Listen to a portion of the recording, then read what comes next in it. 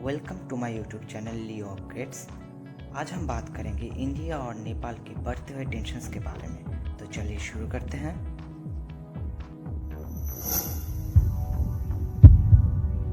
नेपाल में जो केपी ओली की गवर्नमेंट है वो अब नेपाल का नया मैप जो इंडिया का कालापानी, लिपुलेख एंड लिम्पेधुरा नेपाल की टेरिटरी दिखाता है, वो मैप अब वो गूगल, यूएन और अलग अलग इंटरनेशनल इंस्टीट्यूशंस में भेजेगा।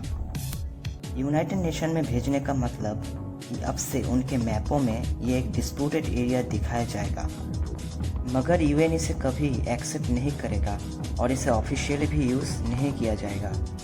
और उनके मुताबिक गूगल क्या करेगा कि उनके गूगल मैपों में ये इलाका नेपाल का दिखाया जाएगा। जैसे पाकिस्तान के गूगल मैपों में पीओके पाकिस्तान का हिस्सा दिखाया जाता है कि हम इंडियन पूरी जम्मू एंड कश्मीर को इंडिया का ही हिस्सा मानते हैं और इंडिया के गूगल मैपों में यही दिखाया जाता है। हालांकि ये देखना बाकी है कि इस पर गूगल क्या करेगा, जब गूगल के लिए इंडिया का मार्केट नेपाल से बहुत बड़ा है। चाइना कंट्रोल्ड केपी ओली की सरकार जानता है कि इससे ज़्यादा कुछ होगा नहीं, मगर वो चाहता है कि ये बात इंटरनेशनल फोरम्स में उठे और उन्होंने तो 4000 नए मैप अलग अलग कंट्री को भी भेजने वाले हैं, जिसमें पाकिस्तान और चाइना भी शामिल है।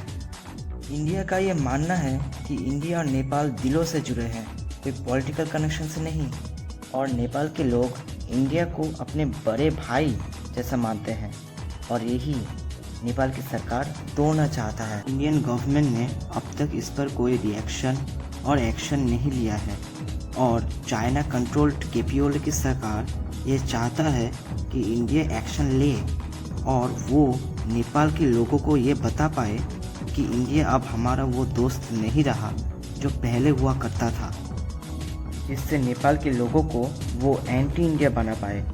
अब ये देखना बाकी है कि इंडियन गवर्नमेंट क्या करेगा।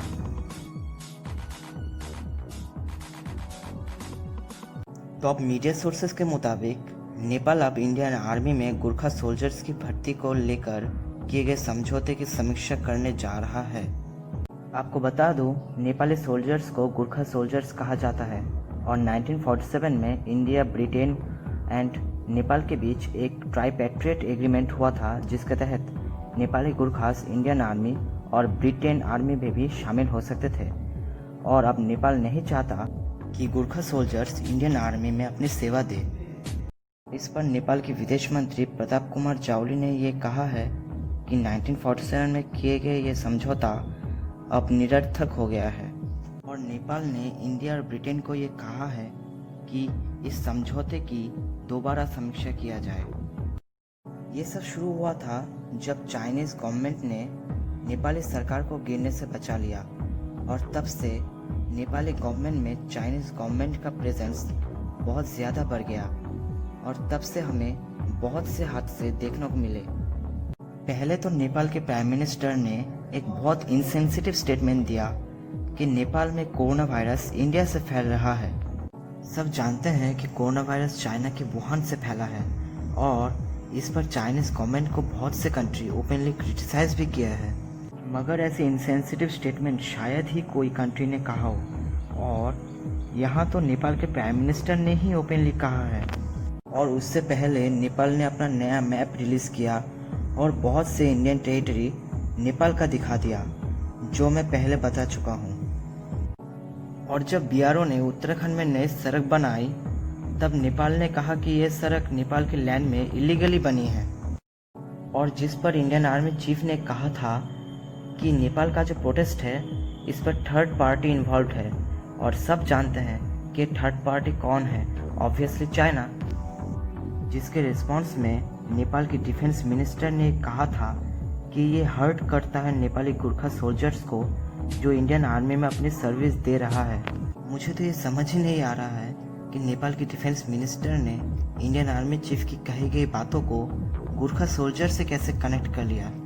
इस समय इंडियन आर्मी में 30,000 से भी ऊपर नेपाली गुरखास इंडियन आर्मी में अपनी सर्विस दे रहा है और इनको प्रॉपर सैलरी और पेंशन भी मिलती है और पाकिस्तान के अगेंस्ट वार में भी इन्होंने बहुत क्रिटिकल रोल निभाया है। और अब ये देखना बाकी है कि ये कंट्रोवर्सी कब तक ख़त्म होगा, और मेरे मुताबिक इस पर अभी भी बहुत से अपडेट आना बाकी है। अगर वीडियो अच्छी लगी तो लाइक और शेयर करो और सब्सक्राइब करो ताकि आने वाली हर वीडियो की नोटिफिकेशन आपको मिलती रहे।